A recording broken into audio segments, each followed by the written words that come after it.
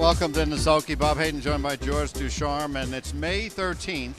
And I want to ask George Ducharme right off the bat, 3 years ago on this day, what were you thinking in terms of Hambletonian for Royalty for Life on this day 3 years ago? Well, I didn't think we'd get there because he was giving me a lot of problems at the time. It took a little while to iron him out, and we just had him right at the right time of the year. It worked out excellent. And you had a little bit of an unconventional way of getting to the Hambletonian too. Here he is right now on the screen, as you can see. This is a 2013. What were you thinking right here in deep stretch with Mr. Sears at control? I was still holding my breath at this point. My first time in the Hambletonian and have that experience, it was just a dream come true. And that was, of course, a couple of heats too. So was that a concern for you?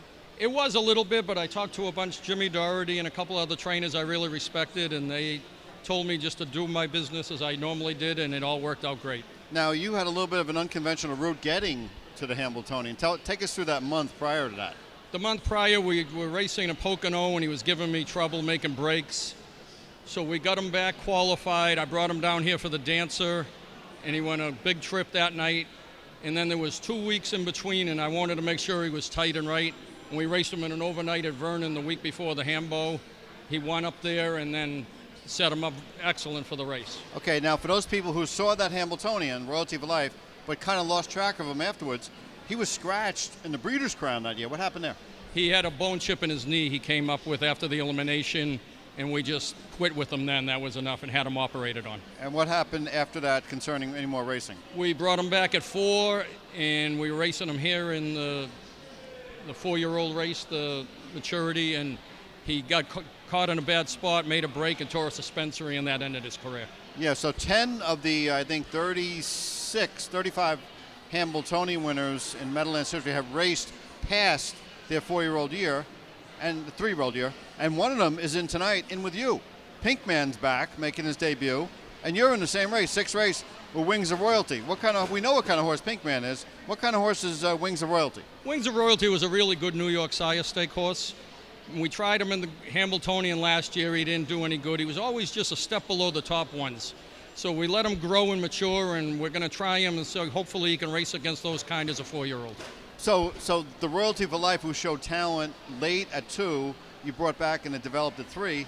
This guy showed some talent during the year at 3. Maybe it'll serve us at 4. That's what we're hoping. He's a good, honest horse, just hoping he can be fast enough to go against the top ones. And you're hoping for a little lightning to strike twice at Dan Daly's RC Royalty, looking for another good one. That's what I'm hoping for sure. Now, what happens to you at the sale? The year you won the Hambletonian, you went to the sales. What were you buying, and were you looking maybe at Morrisville for the RC Royalties? We were still looking for New York breds because it's my owners, and Mr. Campbell that owns Wings of Royalty breeds a lot of his own, so that's why I end up with so many of those, because he was the owner of RC Royalty. Yeah, how much fun is that when the Hambletonian elimination winners, all 3 were homebreds, and the final, what's that like when you're breeding your own Hambletonian winner? It's really great. It's amazing. I've been with Mr. Campbell since the 80s, and he sent me horses, and we won Mass Sire Stake races back in going in 210 and 212, and to work our way up to what we have is really an amazing thing. You know, sometimes it's better not to show a lot of 2, and then to do your damage at 3. Pine Chip comes to mind. He didn't even race as a 2-year-old. Your horse is out of a Pine Chip mare. I'm thinking about Don't Tell My Wife, who was undefeated at 2, and I believe he was 7 or so on the experimentals, coming back at 3. That was your first taste at that kind of high level there. Yes, it was. He was a good New York horse, but he wasn't the kind of horse that could make the next step as a 3-year-old. So what happened? What eventually happened to him? I mean, he didn't race against the big boys at 3. No, we ended up selling him. The partnership dissolved, and he went on to be an open horse, and we moved on and bought some more babies as the years went on. And how's our friend Paul Fontaine doing? I know he was part of that 2013 Hambo. He's very good. He still owns a piece of 10 or 11 horses I have in training.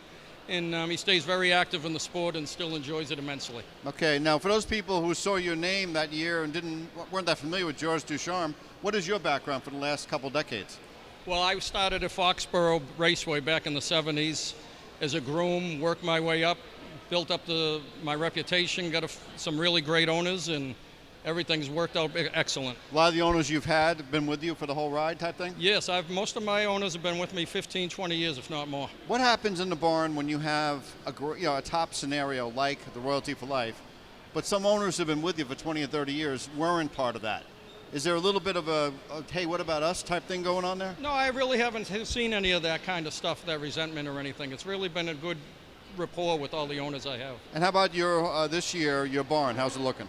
Good. I just qualified a couple 3-year-olds today that were top New York Sire Stake horses last year, and Alaraj Echo and Rev Royale. So we'll start them next week in Vernon, the first Sire Stake, and then they're paid up to most of the big races this year, and we're going to see what we can do. I see Wings of Royalty as Mr. T-Trick driving tonight. What does Tim know about the horse, and what did you tell him? Tim drove him in the Hamiltonian final last year, and he's just an easy horse to drive, so I'll let Tim decide what's the best route to go as he sees fit during the race. I'm looking at the lines here. Is he a one-dimensional horse at all? No, it's just those lines mostly show Mass Sire Stakes where he was 3 seconds better than the rest of those horses when we took him home. It was just the best place to put him to stay out of the way. And how is racing in New England doing? How's it going up there? It's getting a lot better. Plain Ridge now has the slot machines. The money's picking up, and hopefully for everyone up that way home can get going and get back on their feet and make a good living at this. All right, before we let you go, George Ducharme, what's a longer shot for you in your life? Winning the Hamiltonian or repeating a win in the Hamiltonian? I think winning one was the longest shot because I never ever thought I'd get to that point. So the 50-to-1 shot's out of the way in the double. Now we got to get the 5-to-1 shot home. Well, I don't know if it's 5-to-1, but it's still another dream and more work to do and something to look forward to. All right, George. Well, plenty of work's coming your way. We know that. You do the work. You don't mind rolling up the sleeves. George Ducharme, 2013 Hamiltonian winning trainer. We'll be back right after this with Jen Bongiorno.